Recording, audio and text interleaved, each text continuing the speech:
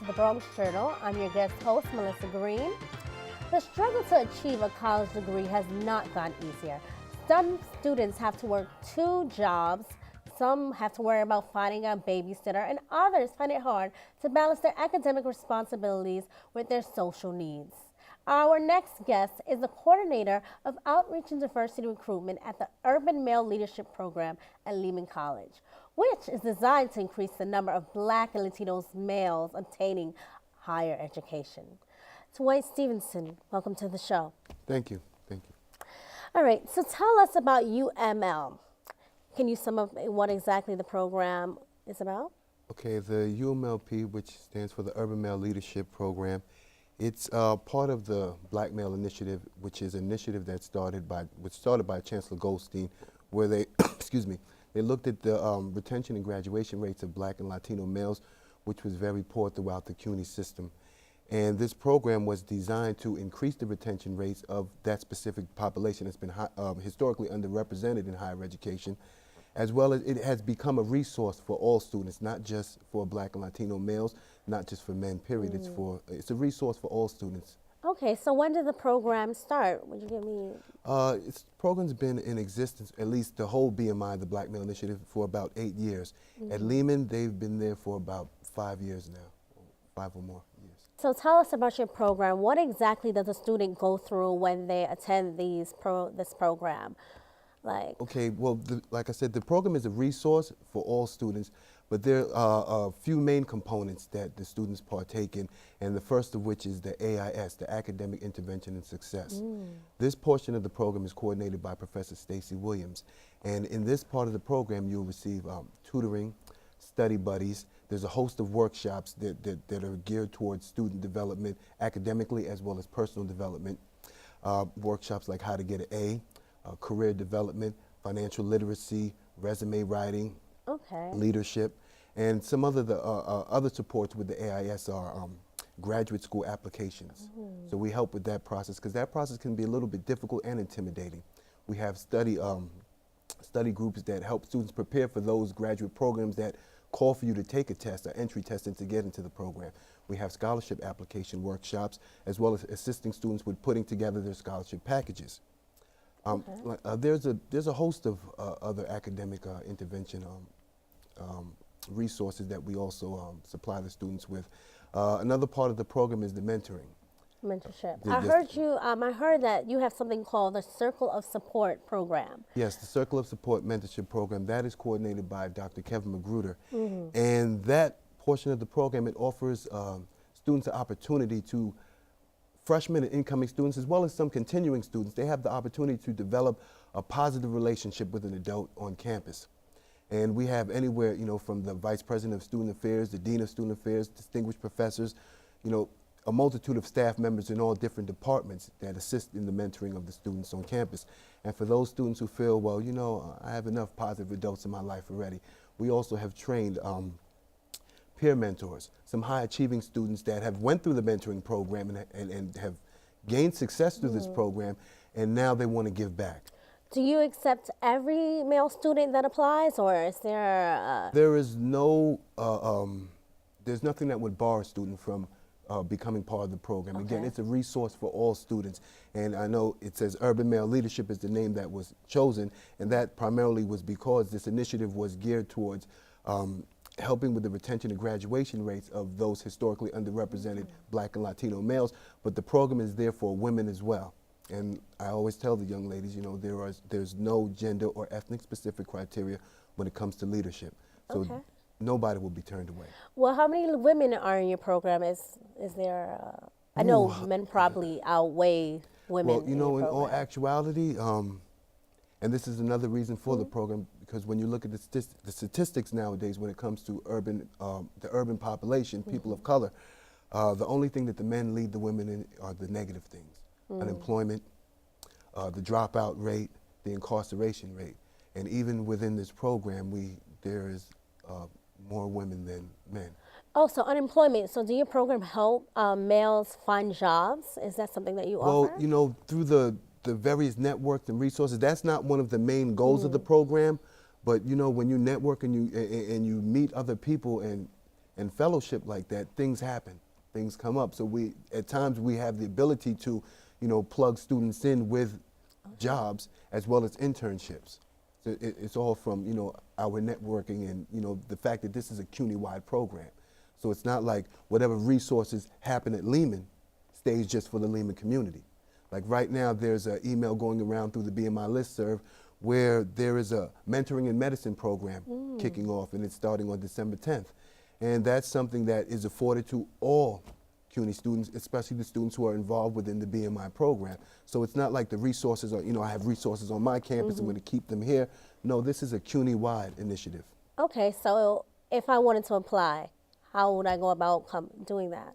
Well, with recruitment, we have several ways that we recruit. We have on-campus recruitment where we set up, a table at different areas where students would frequent, like the Student Life building, the library, certain academic buildings where they hold classes. And we also go out to the high schools where we're really trying to establish that, because right now they have like a pipeline from school to prison. And we're trying to reverse that trend, and we're trying to strengthen that pipeline from high school to college, to higher education, and leaving no gaps for whatever beautiful work that the high school administrators are doing. We're trying to make sure that that continues on, so these students won't feel, in their first year or if they're transferring in, that they have no support. Okay, so if you find a student that is not achieving, that is not meeting the goals, do they get dropped from the program, or is there other avenues that you look to help them? No, that's where the AIS, the Academic Intervention and Success, comes in. These students will be, motivated towards setting up an appointment with Professor Stacy Williams so she could help them with their long-range academic plans and sort of like help them map out their goal back towards academic success. Yes. Okay, so academic success, do you help them with scholarships maybe to further their education? Yes, we look for, we help them research scholarships, because a lot of times, a lot of the information that's out there, students don't avail themselves to it because of whatever happens. Life may just come into play, things, different forces are pulling them off of campus. And, when we come into the knowledge of these resources, we make sure that we furnish the students who are looking for these resources with this information. Okay. Would you happen to know the success rate of your program? Any numbers or anything that you give us? Well, you know what, if I may. Go ahead. I know I'm jumping around a little bit, but like we have an induction and graduation ceremony. Okay. The same way the college has their graduation ceremony, but a lot of the times the individuals who, receive certain awards and achievements, being that there's so many students graduating at that time, your family's coming and sharing this, and when it's time to, announce, the people who received this scholarship or they did, they got this type of award, you stand up with about 500-600 other people. So your family may not even see you. So what we've done was we have our own acknowledgments, a graduation and induction ceremony where students will be, those high achieving students, those who are committed to the program will, one, be inducted to the program. It's sort of like a fraternity without the hazing, like a brother and sisterhood, where they'll receive one of these UMLP blazers with the insignia on it, and that will make them like a full-fledged UMLP member. As well as we acknowledge the achievements that the individual students have done. So not only will they get their department acknowledgments, during the graduation, but we also single them out for the accomplishments that they've made during this event. So, if your family has come to this event, they want to see that, okay, well, my son or my daughter was on the president's list. Now they'll be receiving not just the award for being on the president's list, but one from the UMLP as well, acknowledging that achievement. So you would say there's a high success rate. The statistics are very high. People graduate and achieve from this program. When you look at this, our program pamphlet from the graduation gala, you'll see all these students that participated in the program that got acknowledged for graduating with honors, studying abroad, receiving prestigious scholarships. So, I mean, there's a multitude of students within, our program and across CUNY, period, who are involved in the program who are achieving.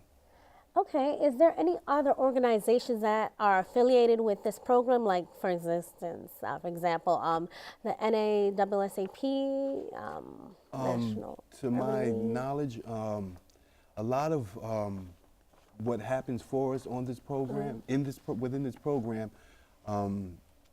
happens through, city council. through them funding the program, and different parts of CUNY, you know, student affairs putting in, you know, funds here and there. So it's not really like NAACP or is knocking down our door to assist, or you know, a lot of these other organizations, but you do have a lot of political figures who not only are Lehman alumni, but who believe in the power of higher education and what it can do for an individual, especially men of color. And we have people like Ruben Diaz Jr., the Bronx Borough president, who comes in during our Distinguished Speaker Series, who come and give motivational speech and share their life experiences with our students to encourage and motivate them.